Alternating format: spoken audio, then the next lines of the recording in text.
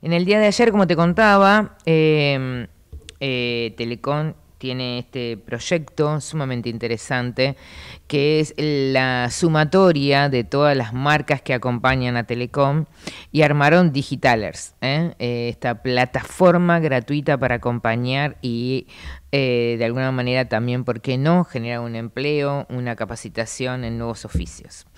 Y la verdad que me encantó escuchar a Melina Masnata, a quien la escuché con mucha atención y además participé con alguna de sus preguntas, que ya la venía siguiendo, la vi y también en una presentación con una gran amiga, Lorena Marino.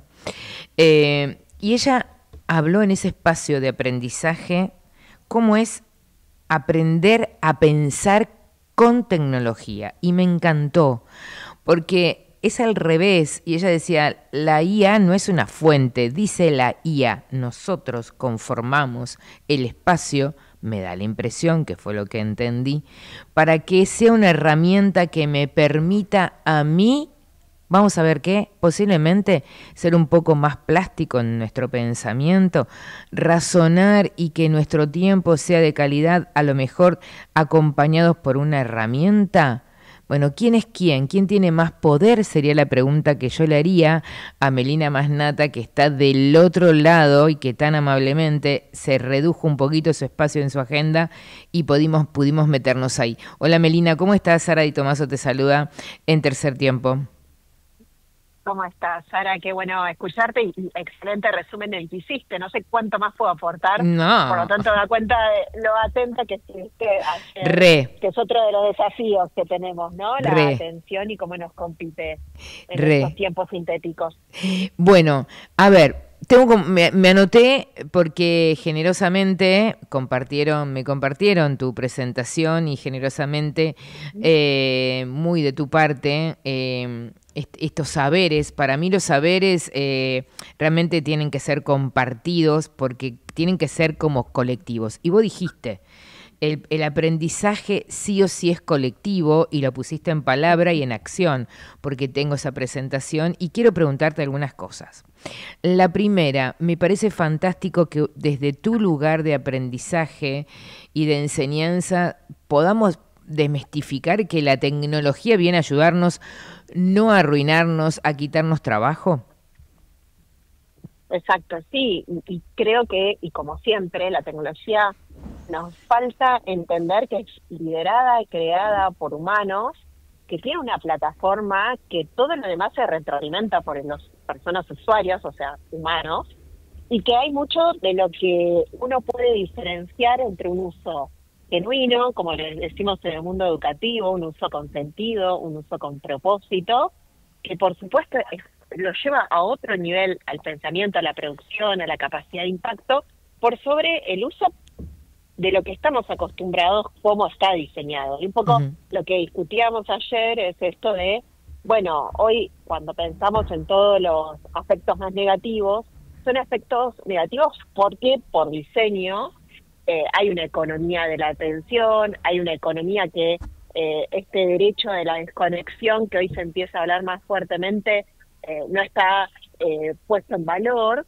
Sin embargo, de nuevo, no es que es negativo o positivo, es algo que tenemos que entenderlo las personas para tomar un espacio proactivo y dar ese lugar. Por ejemplo, una de las cosas que yo siempre digo es, la tecnología hoy es muy buena para todo lo que es producción audiovisual.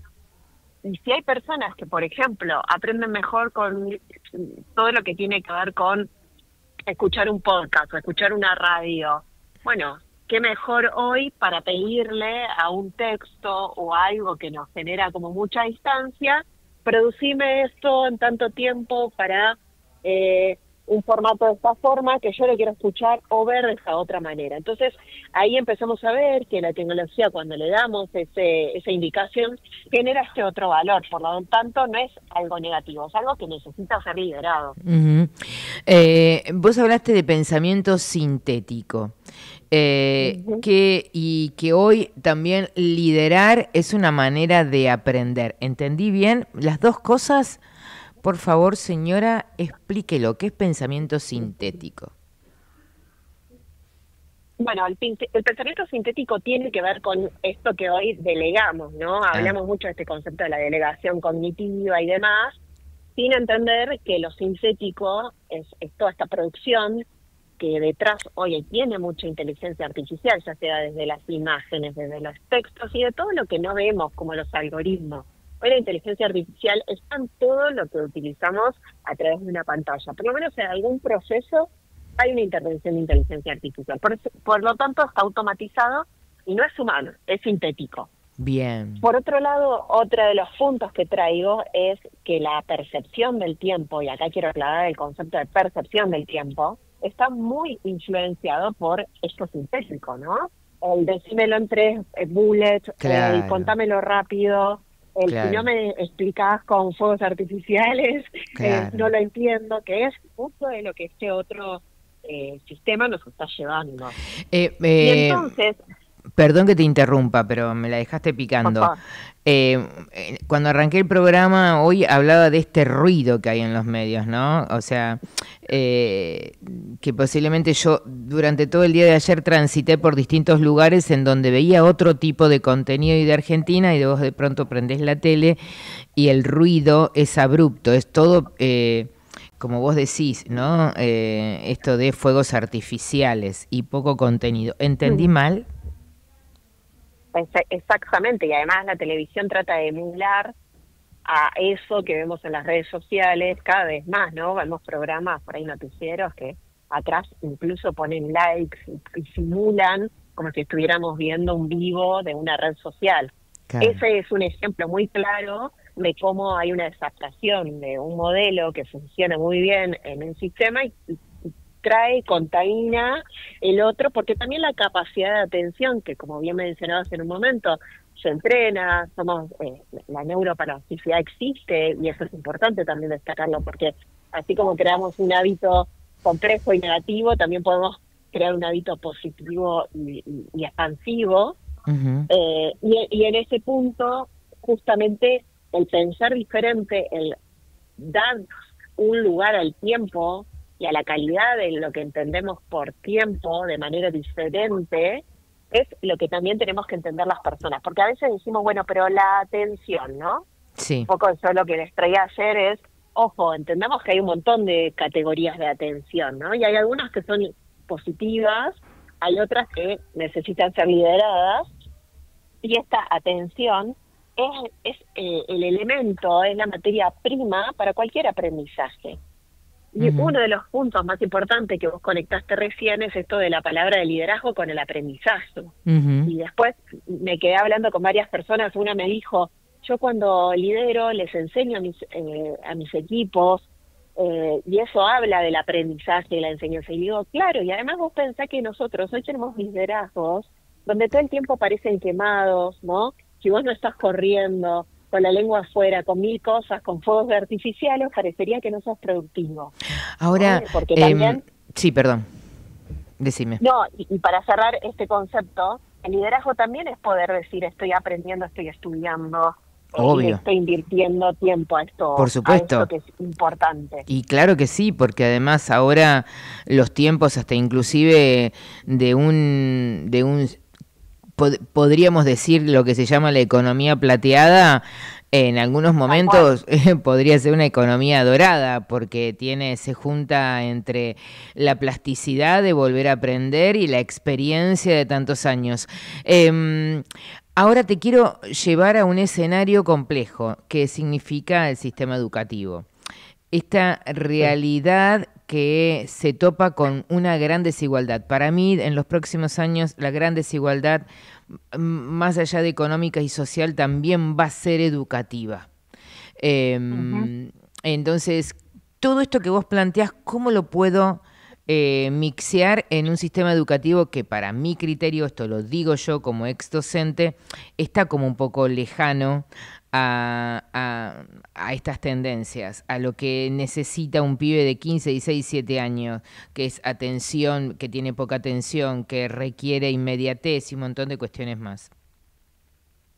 Bueno, eso es entender con qué materia prima estoy trabajando y por Ujú, supuesto uno tiene que, sobre todo, para construir un diálogo intergeneracional, un diálogo de valor, lo primero que tenemos que hacer es entender qué le interesa al otro, dónde está practicando su identidad, porque las redes sociales también nos traen esta práctica de la identidad.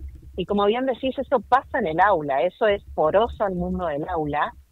Y fíjate que ya tenemos experiencias en relación a la implementación de tecnologías y gobiernos que han invertido mucho capital para poder equipararnos. Sin embargo, lo que nos va diciendo la evidencia es que las personas con poco capital cultural que acceden a tecnologías que no están siendo lideradas y con un propósito educativo, es decir, yo te explico para qué quiero que uses esa tecnología en un momento determinado, termina siendo contraproducente. Entonces, cuando vos decías recién, bueno, esto amplía la desigualdad, yo lo pensaba desde el lado de cuando tenés menos acceso a oportunidades de aprendizaje, es cuando sos más víctima de este tipo de consumo problemático de la tecnología. Total. De hecho, empiezan a evidenciarse personas que no pueden cuidar a sus hijos y no las podemos juzgar porque tenemos un pluriempleo, tenemos un montón de desafíos hoy, ¿no? Económicos. Bueno, entonces, ¿qué hacemos? Le ponemos una pantalla adelante. El problema con eso es que después vas generando, yo siempre digo, la pantalla hoy es la gran escuela, vas generando un hábito de cómo te aproximas a la información, a los datos, que no es conocimiento, y cuando vos después estás en el mundo educativo, en un aula, con una vida que no es 3D, ¿no?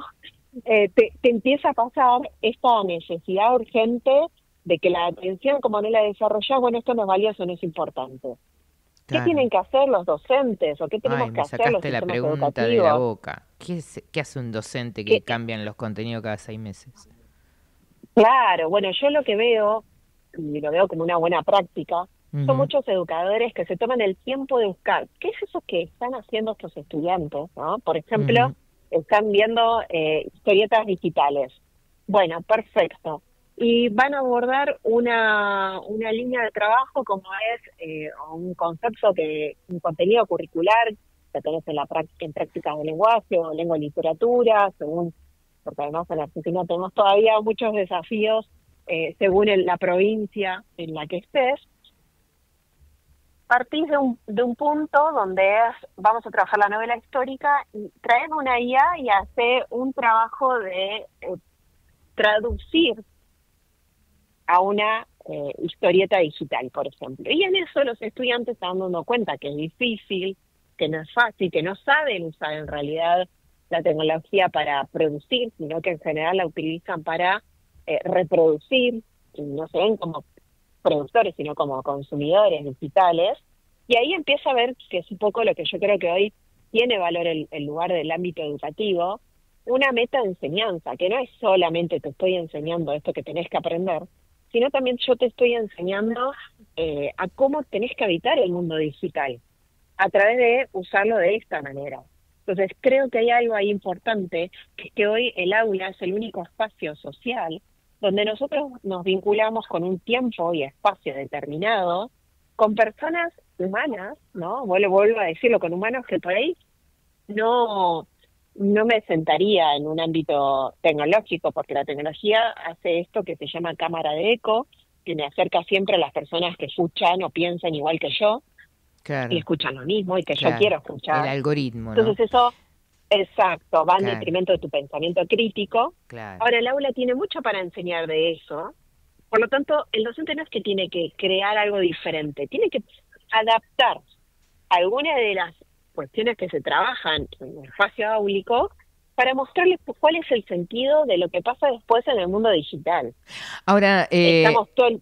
Melina, perdón, me voy a lo que vos dijiste y recuerdo que la escuela siempre fue criticada por esta cosa de que preparan y uniforman los contenidos, ¿no? Esto, lo que vos Ujú. planteás, viene a romper porque vos decís, a ver, no quiero un algoritmo dentro del aula, quiero juicio crítico, quiero pibes que piensen en forma crítica e individual. ¿Cómo lo junto? Primera pregunta. Y última pregunta, y para despedirte, que me encantó, me quedaría más tiempo hablando, pero tengo que traer el programa. El Ujú. futuro del trabajo en este escenario, ¿cómo lo ves? Bien, bueno. Voy por partes, Dale. exacto. No hay que reinventar la rueda, hay que crear un lenguaje común. Uno de Bien, los problemas más grandes que tenemos a nivel social es el problema de la falta de un lenguaje común, claro, intergeneracional. claro. La escuela nos puede acortar ese problema y por otro lado puede abrir las puertas, que es uno de los desafíos más grandes, porque con todos los temas que tenemos de crianza digital, bullying, todo, consumo problemático, ludopatía, imaginemos que la escuela puede abrir un taller sobre estas temáticas, abierto a la comunidad, abierto al barrio, abierto a las familias. Entonces puede volver a ser un espacio relevante para pensar diferente. Es el espacio que además tiene un filtro ético y una responsabilidad. Por lo tanto, es el lugar que más le daría hoy una entidad para poder transformar. Y transformar no creando la rueda, sino desde lo que sabe hacer muy bien la escuela y supo hacer muy bien mucho tiempo. Por eso fue como sistema educativo un sistema exitoso. Hoy lo vemos precarizado, pero siempre como sistema funciona bien. Por lo tanto, que ahí uno tenga un espacio común de construcción es relevante. Por Ujú. otro lado, futuro del trabajo.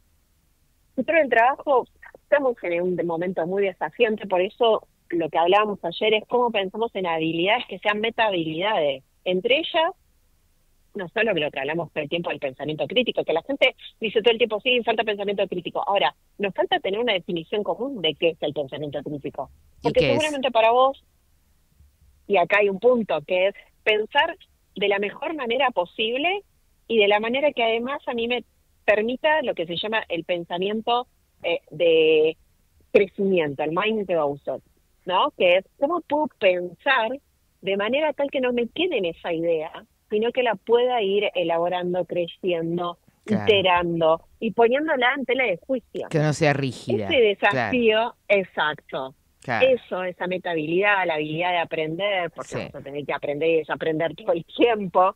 La habilidad de resolver problemas es algo que hoy todo el tiempo estamos viendo, que la humanidad tiene cada vez problemas más complejos y necesita la capacidad de resolver problemas. Ujú. Esas metahabilidades después traen abajo otras habilidades, como la capacidad de negociación, la escucha activa, ¿no? Que todo lo que hablamos en el mundo de la educación también, por ahí con otras terminologías. Lo que Ujú. tenemos que hacer es poder adaptarlo y trabajar para eso por sobre empleos que estemos siempre corriendo con la lengua afuera, ¿no? Y de los rankings, los próximos o con la especulación.